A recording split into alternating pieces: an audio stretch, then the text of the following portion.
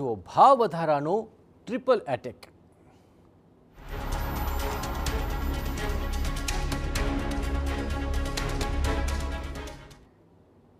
અદાણી સીએનજીમાં પ્રતિ કિલો ₹2.24નો ભાવ વધારો થઈ ચૂક્યો છે। અદાણી સીએનજીના આ ભાવ વધારા સાથે પ્રતિ કિલોએ ₹86.1 ત્યાં સુધી આ ભાવ પહોંચી ચૂક્યો છે અને અગાઉ 4 એપ્રિલે પણ અદાણી સીએનજીમાં ₹1.5નો વધારો થયો હતો। એટલે કે છેલ્લા 1.5 મહિનામાં અદાણી સીએનજીમાં ₹3.5 જેટલો વધારો થઈ ચૂક્યો છે।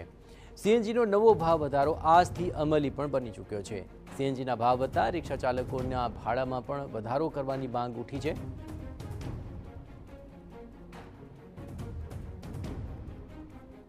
ભાવ વધી ગયો શું કરશું, પણ હવે કાં તો રિક્ષા ભાડા વધારો કાં તો એ કરો, બેમાંથી એક તો કરવું પડશે ને। કેમ કે ઓલા ઉબેર બાઇકો ચાલે, ધંધા પાણી છે નહીં, કરવાનું શું? ઓકે, હવે એમાં વધારો કરવો જોઈએ આપણે ભાડામાં પણ, એવું લાગે છે આપને? હા, વધારો કરવો જ પડે સાહેબ, આમાં ના ચાલે।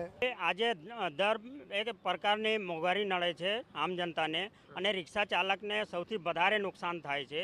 કેમ કે જે રીતે સીએનજીના ભાવ વધતા જાય છે તો લગભગ અમારા હિસાબે હવે મિનિમમ ભાડું ₹40 થવું જોઈએ।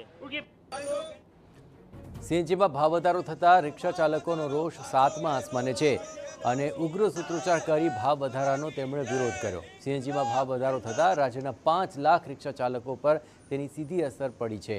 વધતા ભાવને લીધે રિક્ષા ચાલકોની હાલત કફોડી થઈ હોવાનો દાવો થઈ રહ્યો છે। આ રિક્ષા ચાલકોએ સીએનજીનો ભાવ વધારો પરત ખેંચવા માંગ કરી। લાખ રિક્ષા ચાલકો છે, ત્યારે ગુજરાતભરના 15 લાખ રિક્ષા ડ્રાઈવરો છે, એ મૂળભૂત સીએનજી ઉપર નભે છે। સીએનજીનો એક પણ રૂપિયો વધે તો એની માઠી અસર રિક્ષા ચાલકો ઉપર પડતી હોય છે। જ્યારે જોવા જઈએ એક મહિનાની અંદર 2 વખત જે ભાવ વધારો થયો છે, પહેલાં ₹1.50 અને ગઈકાલે ₹2.20 25 તો આ ભાવ વધારાની માઠી અસર પડી છે। અમારો સખત શબ્દોમાં આ વિરોધ છે। અમારી સરકારને વિનંતી છે કે સીએનજી ગેસનો ભાવ પાછો લેવામાં આવે।